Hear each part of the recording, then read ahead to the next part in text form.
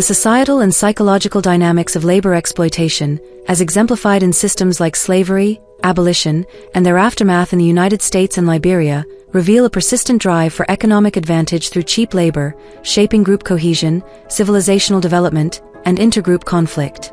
Idealistic social movements, driven by naive moral imperatives, disrupt economic and social structures, while self-interested group advocacy intensifies societal fragmentation.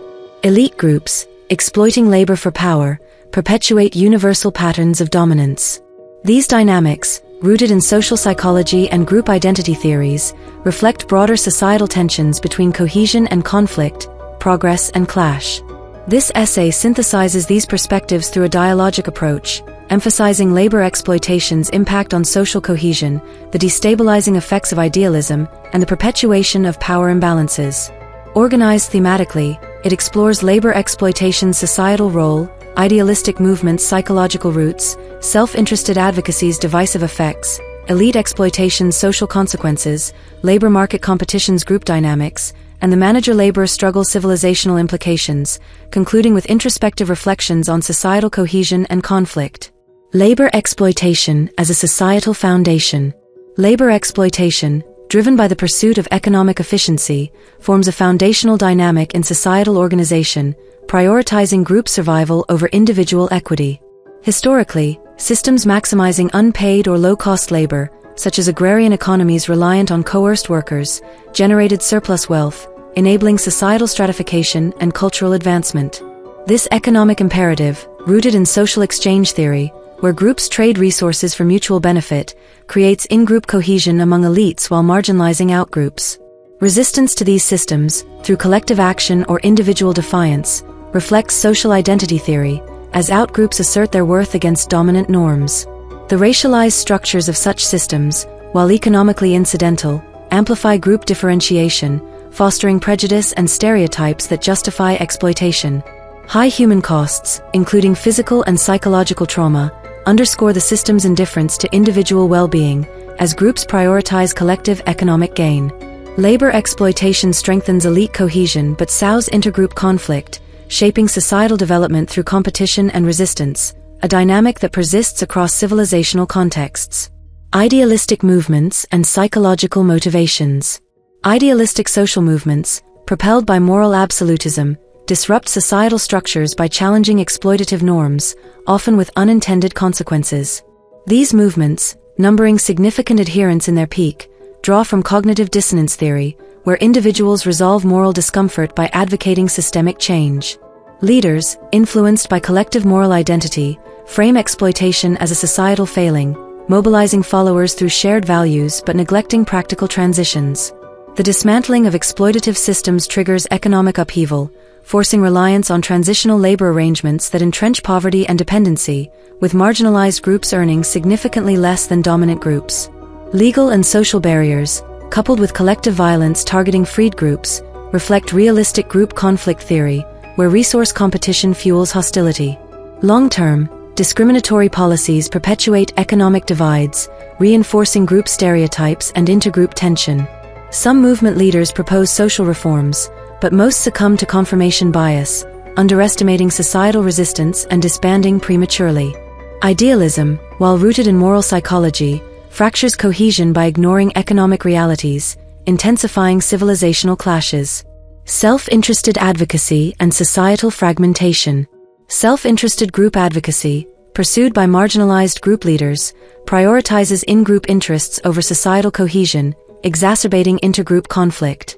These leaders, through public rhetoric and written appeals, demand equity based on personal grievances, reflecting social identity theory's emphasis on in-group favoritism. Their efforts bolster in-group institutions, such as community organizations, but foster out-group resentment by asserting unearned privileges. Claims of broader societal contributions, such as economic or military roles, lack merit, as their focus remains self-serving. Such advocacy strains social cohesion, fueling prejudice and resistance from dominant groups, who perceive resource threats. The marginalized perspective, skewed by in-group bias and subversive motives, distorts objective societal analysis, rendering it irrelevant to understanding broader dynamics. Self-interested advocacy undermines civilizational progress by deepening group divides, contributing to persistent conflict and fragmentation. Elite exploitation and social consequences. Elite groups, leveraging cheap labor to consolidate power, perpetuate exploitative systems that shape societal hierarchies. Controlling significant economic resources, these elites impose coercive labor arrangements on outgroups, securing wealth and dominance. These systems, blending imported economic models with local practices, prioritize elite interests, reflecting social dominance orientation, where groups maintain hierarchical structures.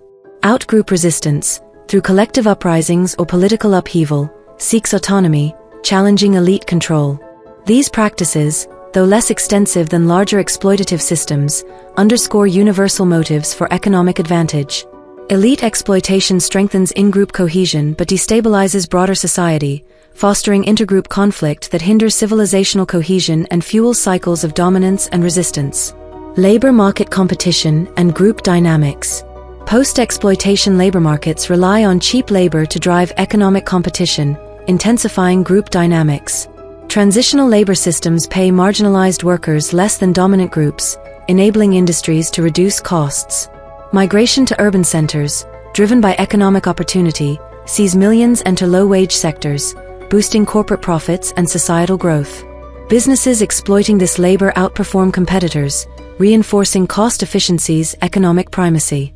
Social and legal barriers restrict marginalized groups' mobility, perpetuating economic divides and reinforcing stereotypes, as explained by social categorization theory. Labor market competition enhances elite cohesion but deepens intergroup conflict, as dominant groups resist perceived threats to resources, echoing historical clashes and shaping societal development through economic and psychological tension. Manager-labor dynamics and civilizational implications. Societal systems reflect a manager-labor struggle, where elites control labor to avoid work, and laborers seek autonomy or mobility. In agrarian economies, elites managed coerced laborers, while industrial systems oversaw wage workers. Post-exploitation, capitalists exploited low-wage groups. Cheap labor drives success, with systems minimizing costs dominating economic landscapes. Laborers pursue survival or fairness, rarely managerial roles, reflecting relative deprivation theory, where perceived inequities fuel resistance. Elites exploit all groups, demonstrating exploitation's universality, though group-based systems intensify control. This struggle shapes civilizational development, with economic advantages fostering progress but igniting conflicts that threaten cohesion, a dynamic persistent across societies. Conclusion. The pursuit of cheap labor and profit defines societal and psychological dynamics, shaping group cohesion, civilizational development, and intergroup conflict. Idealistic movements, driven by moral psychology, disrupt exploitative systems but fracture cohesion by ignoring economic realities. Self-interested advocacy, rooted in in-group bias, deepens societal divides, contributing to conflict without advancing progress. Elite exploitation, leveraging social dominance, perpetuates hierarchies, while labor market competition intensifies group tensions. Economic records and social analyses affirm this economic primacy, with group identity and prejudice shaping outcomes. The manager-laborer struggle, balancing control and resistance, reveals a civilizational paradox. Economic progress depends on exploitation, yet it fuels clashes that undermine cohesion. This narrative suggests profound implications. Societies prioritize economic efficiency, with moral and group-based motives as secondary disruptions. Exploitation's legacy is its demonstration of human psychology's indifference to equity, where labor serves power. Failure to redistribute resources, as seen in unresolved labor systems, entrenches competition, perpetuating tensions across civilizations. Ambiguity surrounds motives. Does idealism reflect moral evolution or reckless disruption? Yet, the clarity of economic motives endures, suggesting future societies will replicate these patterns unless cohesion prioritizes fairness over dominance. This introspection underscores a universal truth: power drives societal development, and those controlling labor shape its trajectory, leaving civilizations to navigate the delicate balance between progress and conflict.